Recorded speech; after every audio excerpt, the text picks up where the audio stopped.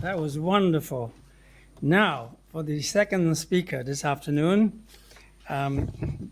we have the pleasure and the honor to invite Bertrand de Speville to talk about the evolving ICAC. But before he does that, I'd like you to know that Mrs. Chen and I have tried to contact several former ICAC commissioners to speak to us today and in Cantonese, because we thought this might be easier for the message to go out. And all of them refused. This shows you how difficult it is to have an organization like ours throw light on issues of public interest, of public concern. It is extremely difficult. And this is something which will probably get worse as time goes on. We will try our best, but the fact that you are here makes it very encouraging for us. I'd like you to know that. Thank you very much.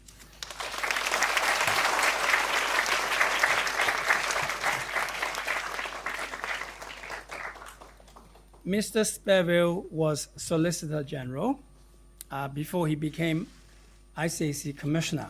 I think he was Commissioner for 4.5 years. And a lot of the people who are serving in the ICAC today still remember him. He is going to talk to us about the evolving ICAC.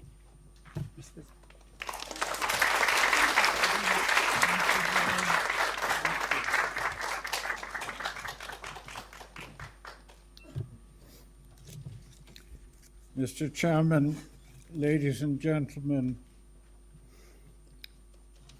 it's very nice to be back in Hong Kong. It is, as you will realize, 20 years since I was Commissioner, and much has happened in that time. I do periodically come back to Hong Kong, but only for brief visits, and this one is one of the briefest. But I'd like to thank the Hong Kong 2020 and the Project Citizens Foundation for persuading me to come.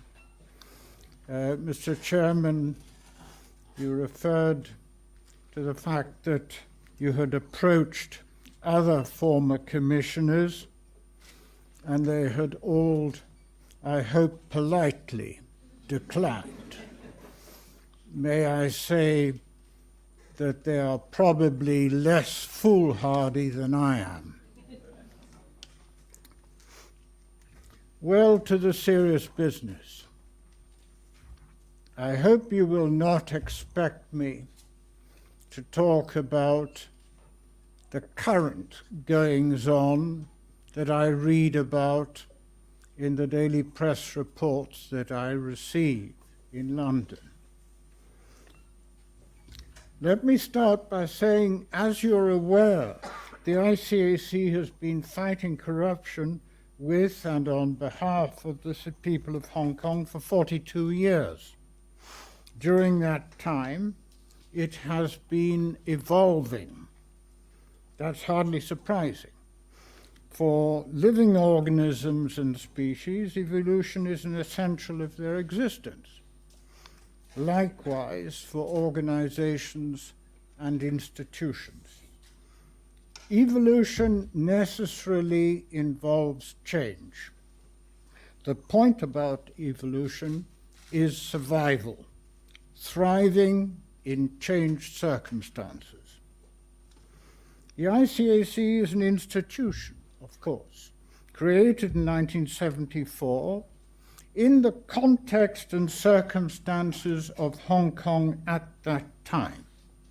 Those of you who are old enough to recall the Hong Kong of the 70s, and indeed those of you who are much younger, know that Hong Kong has changed and is changing in many ways, economically, socially, politically. That ability to change, to adapt, to evolve is what has made Hong Kong the success that it is. The ICAC is no exception. It remains the most admired anti-corruption institution in the world.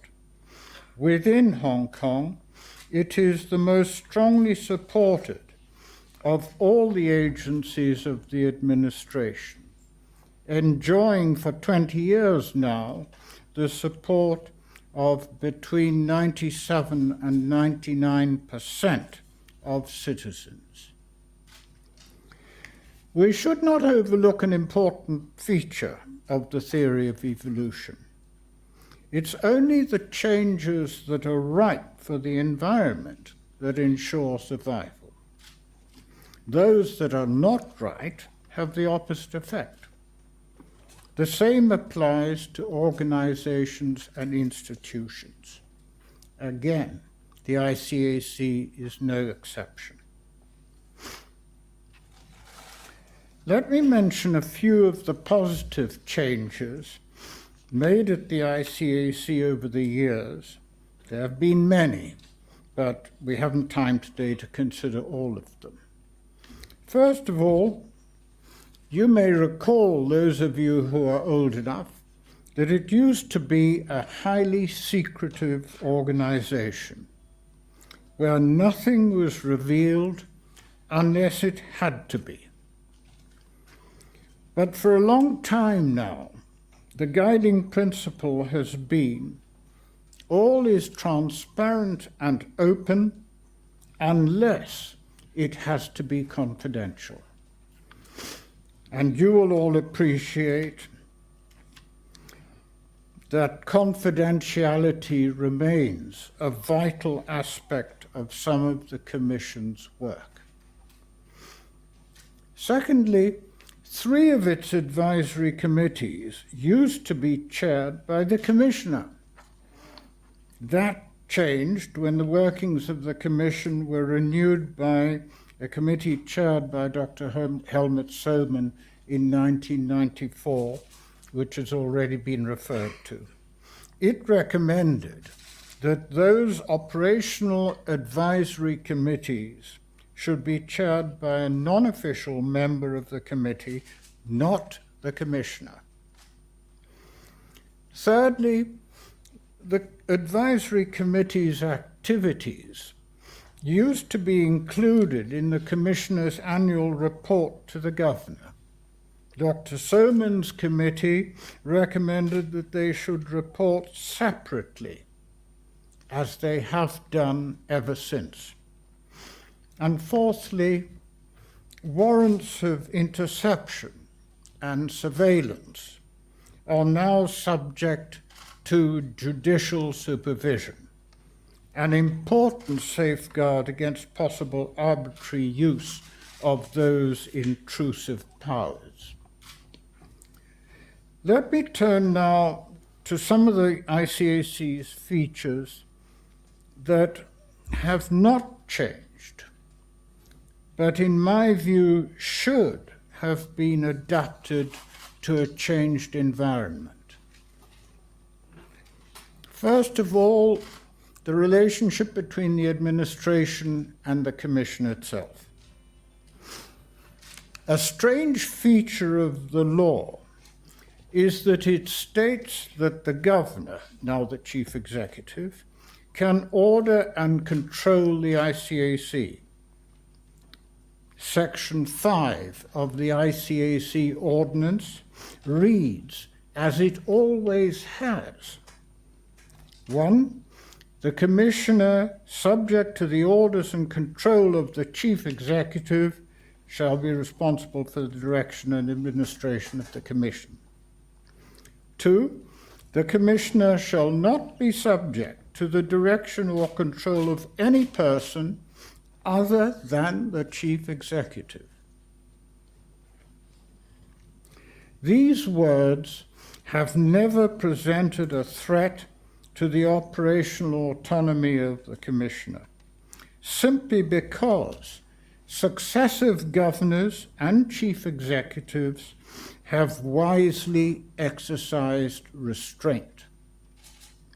In the course of my work in different countries, and I've now, since leaving Hong Kong, worked in some more than 50 countries, I have often been asked if the words orders and control did not undermine the Commission's independence and operational autonomy. I reply that wise restraint has protected it. My questioner remains skeptical. You can see why. The words of the ordinance are plain enough. Why were they in the ordinance in the first place? We must recall the context. The ICAC was a new creation with novel, extensive powers. Many were worried. No one knew how it would perform. The administration had for years resisted the call from sections of the community to create such a body. The governor had to be sure things would not go wrong.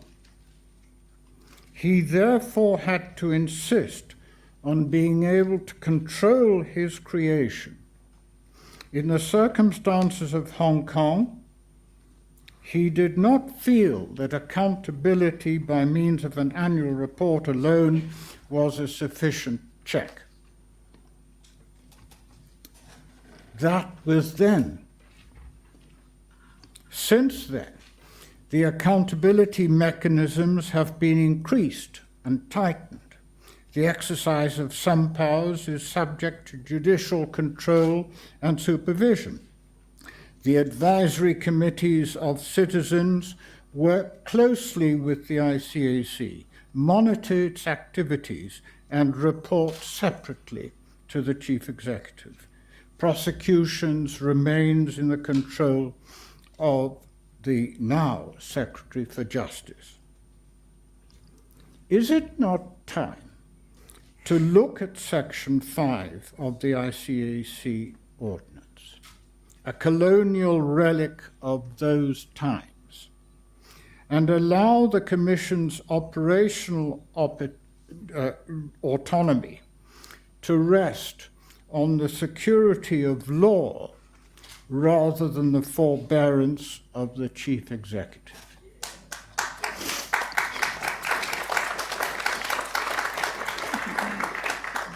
Since the 1st of July 1997, evolution of the ICAC must take account of the provisions of the Basic Law. For instance, the appointment of the Commissioner is governed by Article 48 of the Basic Law, which says that the Chief Executive is to nominate and to report to the Central People's Government for appointment. A number of officers are listed, including the Commissioner Against Corruption, and to recommend to the Central People's Government the removal of the above-named officials. Article 8 of the Basic Law. The laws previously in force in Hong Kong shall be maintained, except for any that contravene this law, namely the Basic Law, and subject to any amendment by the legislature of the Hong Kong SAR. Basic Law, Article 57. A commission against corruption shall be established in the Hong Kong SAR. It shall function independently and be accountable to the chief executive. In my view, accountable does not mean subject to the orders and control of the chief executive in Section 5 of the ICAC ordinance. The ordinary meaning of accountable means, I suggest, is bound to give account to. or bound to give an explanation. It does not mean bound to take orders from a person, nor does it mean bound to be controlled by a person. Is there then an argument that ICAC Ordinance Section 5 contravenes, I should say, Article 8 of the Basic Law? I pose the question, but whether it does or not, the question should be asked, does the Basic Law prevent the legislature of Hong Kong considering the ICAC Ordinance Section 5 and amending it if it thought fit? If the answer to that question is no, it does not, how might Section 5 be amended? The words subject to the orders and control of the Chief Executive in Section 5.1 should be deleted. Furthermore, the words free from any interference in Article 63 of the Basic Law, which deals with criminal prosecutions by the Department of Justice, might be added so that Section 5.1 would read, "The Commissioner shall be responsible for the direction and administration of the Commission, free from any interference." In consequence, Section 5.2 would be amended by deleting the words "other than the Chief Executive" so that it would read, "The Commissioner shall not be subject to the direction or control of any person." Stop. These amendments, it seems to me, accord with the Basic Law. I stand to be corrected. There are many people in Hong Kong who are far more learned in the Basic Law than I am. But if I'm right, and such amendments would accord with the Basic Law, it would rid Hong Kong of an historical anomaly in the law that has lain in wait for more than 40 years and now threatens the survival of Hong Kong's world-class anti-corruption body. The historical reasons that justified this inroad into the independence and operational autonomy of the ICAC have long been overtaken by the checks and balances that have evolved to ensure that the ICAC is properly restrained in the use of its powers. These suggested amendments are small but significant evolutionary changes to the institution. They would not guarantee its survival, but in my view would be a step in the right direction. May I say something now about the Commissioner and the Deputy Commissioner? I mean the posts, not the present incumbents. Another evolutionary change that should be considered is the situation that has obtained at the ICAC from the outset, from the beginning, namely that the head of operations is always the Deputy Commissioner. In consequence, when the Commissioner is absent, the Deputy Commissioner always acts as Commissioner, unless the Chief Executive otherwise orders, directs, as he can do under the law. Since the Deputy Commissioner is, like the Commissioner, nominated by the chief executive, the head of operations tend to regard himself or herself as equivalent to the commissioner. The self-importance of some officers of the operations department is made worse. It's bad enough that the largest department should have the lion's share of the ICAC ordinance and of the Prevention of Bribery ordinance and sell far more newspapers than the other two departments ever could, without having the head of operations also being the deputy commissioner. The key to success of the famous three-pronged strategy is the equal importance of each arm, and therefore the equal importance of each department.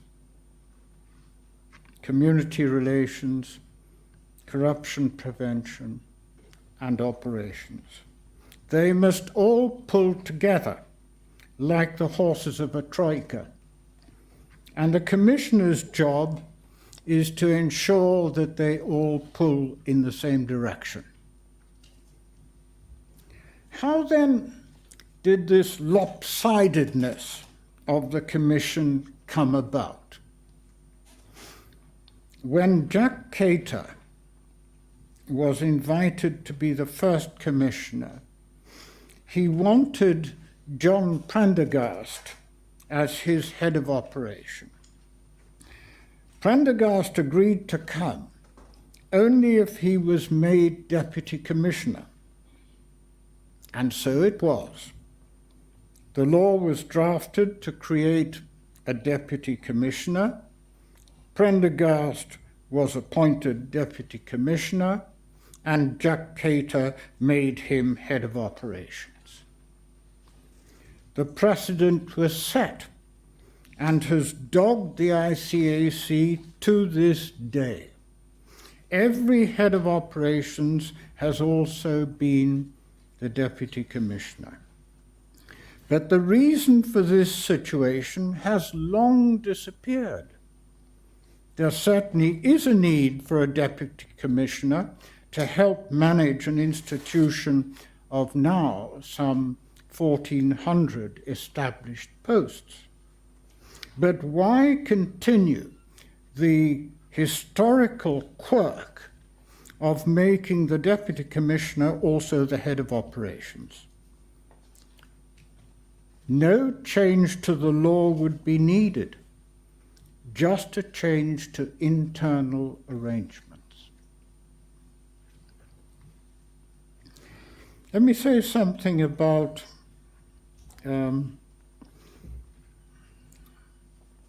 I've just caught sight of the... Can you just please move on to slide 9? 9. Some ICAC features that need to be changed in a changed environment. Let me say a word now then about the independence of the ICAC. The word itself in the title is insufficient, I think, as Mrs. Chan touched on in her remarks. We need some detail to put flesh on the bare word. One of the most important details is the security of tenure of the commissioner. It is curious that there's not a word about security of tenure in the ICAC ordinance. On the contrary, the commissioner holds, quotes, office on such terms and conditions as the chief executive may think fit. Apart from that, there is nothing about how long he or she is to serve, nor is there anything about his or her removal, should the need arise. There never has been. It seems to be a hangover from colonial days, is it not time to specify the term of service in office and the procedure and conditions for removing the incumbent before that term expires, if necessary?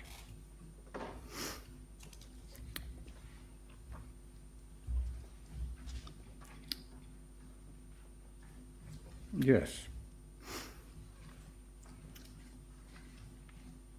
Yes, I'm sorry to have interrupted earlier. I think you were probably on the right slide. The one that's showing to me is the wrong one. But anyway, now you've got it right.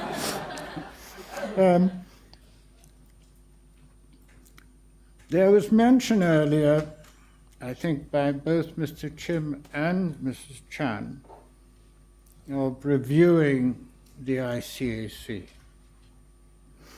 Originally, the government felt a review of the ICAC should occur every 10 years, approximately.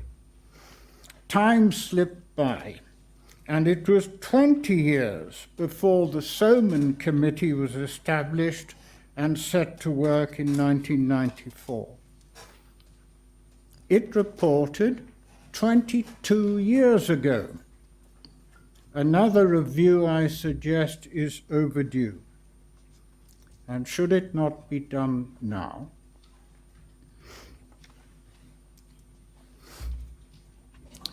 Turning to other matters I've been asked to say a little about. One is the Transparency International Corruption Perception Index. Transparency International's CPI first appeared in 1995. The latest CPI is for 2015. 183 jurisdictions have appeared in the index. Hong Kong has been included in all of those years, 21 of them. Its rating score started at 7.1 out of 10. In 2015, the rating score was 7.5. From its highest rating score of 8.4 in 2011 and 2012, Hong Kong's score slipped to 7.5 in 2015. What could account for this decline? To answer that question, it's necessary to understand how the index is prepared. Transparency International itself does not carry out surveys. It prepares a composite of corruption perception surveys carried out by others in each of the jurisdictions measured. At least 3 such surveys must be available for each jurisdiction to be included in the CPI for that year. The surveys used by Transparency International are done by local and international chambers of commerce who seek the views of the business community, by non-governmental organizations, local and international, who seek the views of local citizens, and by the experts of international institutions that work in these countries. It's important to note that this is a perception survey. How do people at home and abroad perceive the corruption situation? It's also important to note that the rating score is not the same as the ranking. The ranking is the position relative to the number of countries appearing in the CPI for that year. The ranking can therefore rise or fall from year to year, depending on the number of countries measured for that year. Hong Kong's ranking in 1995 was 17th position out of 41. In 2015, its ranking was 18th position out of 168. Because a jurisdiction's ranking depends on the number of jurisdictions measured in any one year, the most significant measure is the rating score out of 10. I must emphasize that the CPI is generally regarded as being far from perfect, but it is also regarded as the best we've got.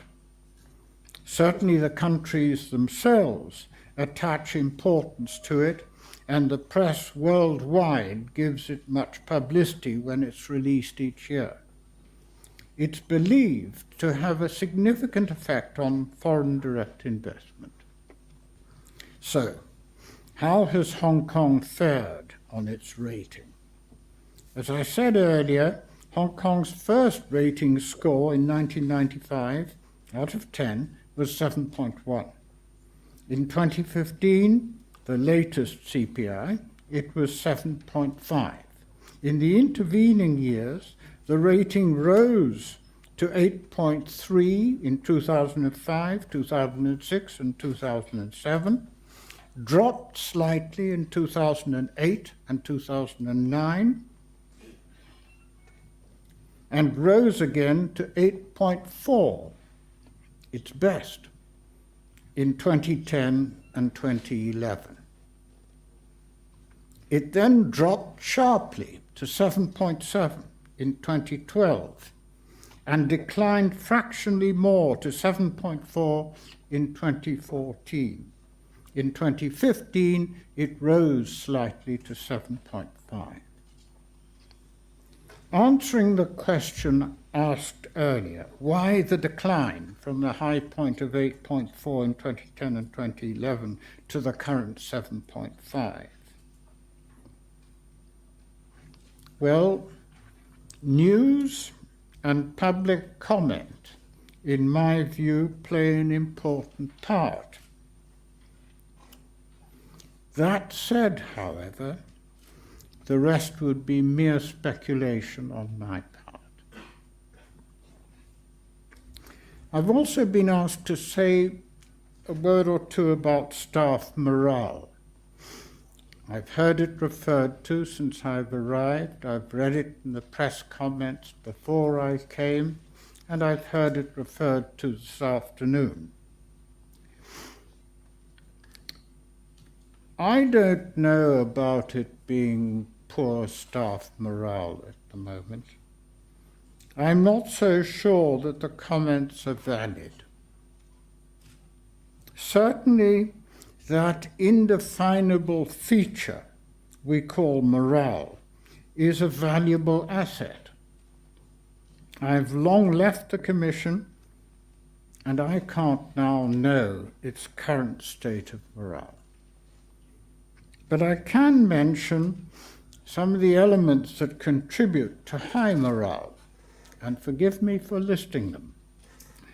A worthwhile, secure job, good employment terms, an inspiring mission, knowing that selection is carefully done, initial induction training, continuing professional development, career planning, promotion on merit, a fair performance appraisal system, a clear code of conduct, an internal command structure, strong discipline, an understanding of how the institution works, regular face-to-face communication with the Commissioner, appreciation of the contribution made by other colleagues, mutual respect of and from colleagues, an institutional culture of loyalty, fair dealing, and integrity,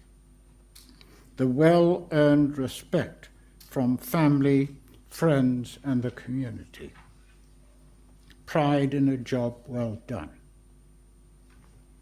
I believe these elements continue to play their part in upholding the Commission's morale and commitment to its mission statement, which is the opening sentence of the Commissioner's annual report to the Chief Executive.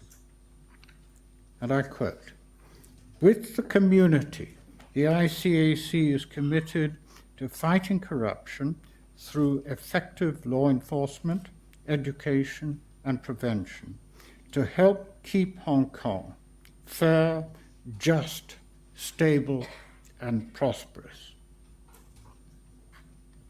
Long may that continue. Thank you very much indeed.